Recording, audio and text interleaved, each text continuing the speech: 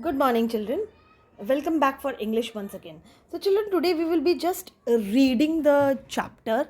Till now, reading was, I think so, somewhere missing. I've always told you read, read, read. Now today I'll be reading with correct, uh, you know, punctuation marks and everything. So let us begin. The wish. Partha lived in a small house with his parents. Now, here there is a full stop, right? So, you have to take a pause. You have to stop there for a longer period of time. Then, his cousin, now here it is a comma. Where there is a comma, you have to stop, but not for a very long time, just for a second. Okay. His cousins, Mimi, lived in a big house. Her parents were rich. She had lots of clothes and toys and a new computer. Now just see how am I changing my voice? How am I changing my expressions?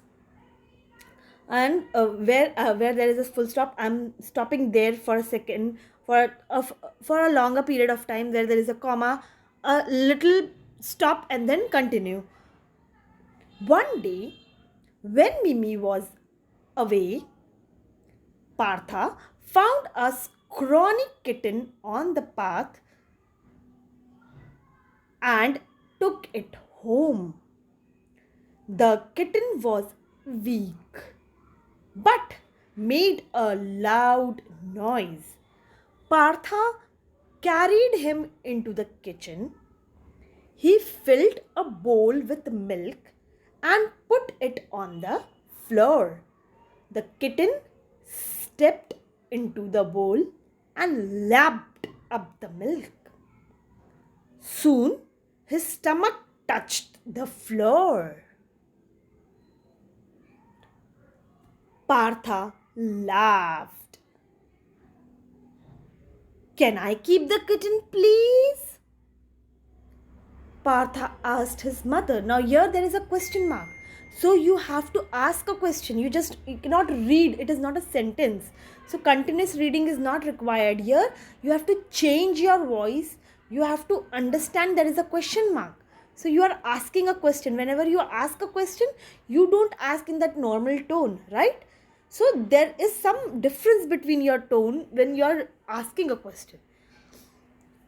She agreed and Partha was thrilled. Partha washed and combed the kitten's fur. He sprinkled it with powder. The kitten played on the mat while Partha did his homework. Then the kitten fell asleep on his pillow.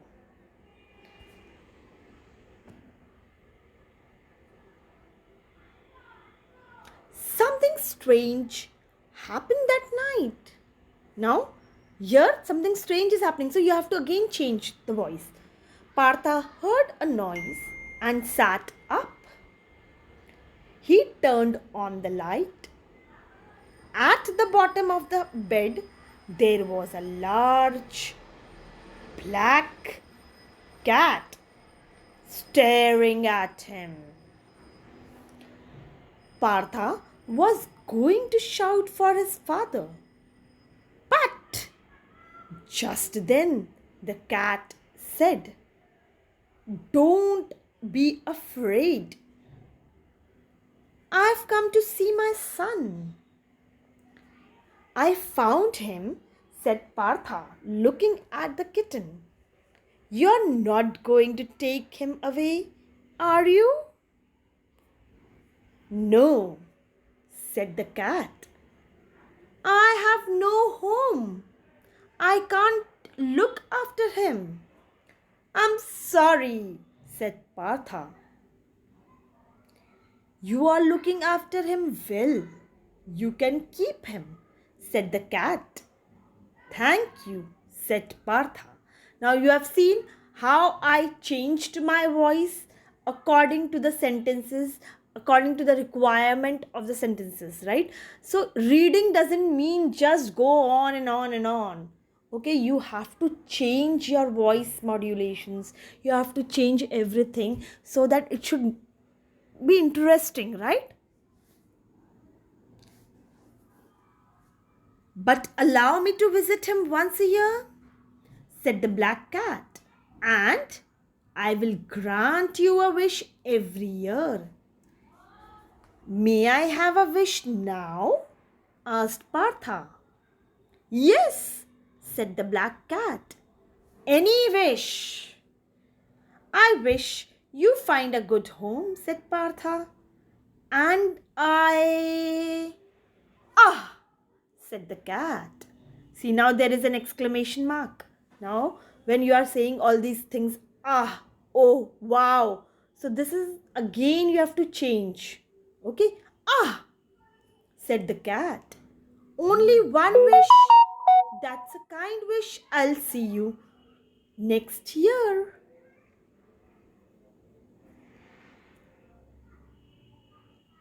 In a flash, the black cat disappeared. I could have wished for anything, sighed Partha. Partha thought about the black cat, then fell asleep. A few days later, Mimi returned from a trip to Spain. She had many new toys. Partha wished he had some too. But there was no black cat to grant his wish. Mimi spoke to Partha in Spanish. He didn't understand her. After some time, Partha changed. He stopped looking after the kitten. He stopped playing with Mimi. She thinks she knows everything, said Partha. But Mimi had not changed. She was as sweet as ever. A year later, the black cat came into Partha's room again. He looked old and tired. Where is my son? Asked the black cat. In the kitchen, said Partha. There's no room here. I want my wish. I want a bicycle better than Mimi's. Yes, said the black cat sadly. In a flash, a shiny new bicycle appeared. The black cat disappeared into the night. The next day, Partha showed off his new bicycle. My bike is better than yours, he shouted to Mimi. Mimi said nothing.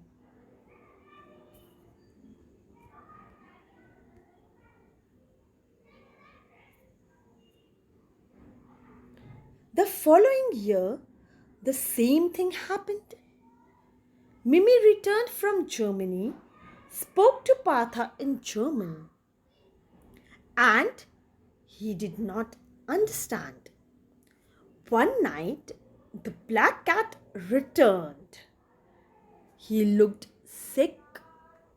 Next to him was his son. I've been waiting for my wish, Partha shouted angrily. I want to speak a language that no one else can speak. You don't ask about me? Asked the black cat. You have stopped looking after my son, but I made a promise, so you have your wish. Both the cats went off into the night. In the morning, Partha went straight to Mimi's house. Hello, Partha, said Mimi. Why are you here so early? Ugimplo roin brothers, Shigam namitor, said Partha. What? Asked Mimi. Marabuchi, Patanos, Quimpetir, said Partha. Are you mad? Asked Mimi, closing the door. Partha was puzzled. He ran home to his mother. Amma, Amma, he shouted. Parabilos, boom boom. His mother did not understand. In fact, no one understood him for a long time. And the black cat, well, he came back, but he was old and deaf. So it couldn't hear what Partha said in any language. So now, children, you must have understood how have I read the story. Okay, with those punctuation marks, with everything, with those wherever there is a full stop, I have stopped there. Wherever there is a comma, I have paused there. Then wherever there is a exclamation mark, I have to change my voice modulation, right? I have to say ooh, wow. This is what I have to. That should come from inside, and even where there is a question mark. So you have to ask a question. You cannot simply just read it. So this is how you have to read the chapters, or reading is done actually. Okay? Thank you, children. I hope you understand how to read this, and next time you will be doing it the same.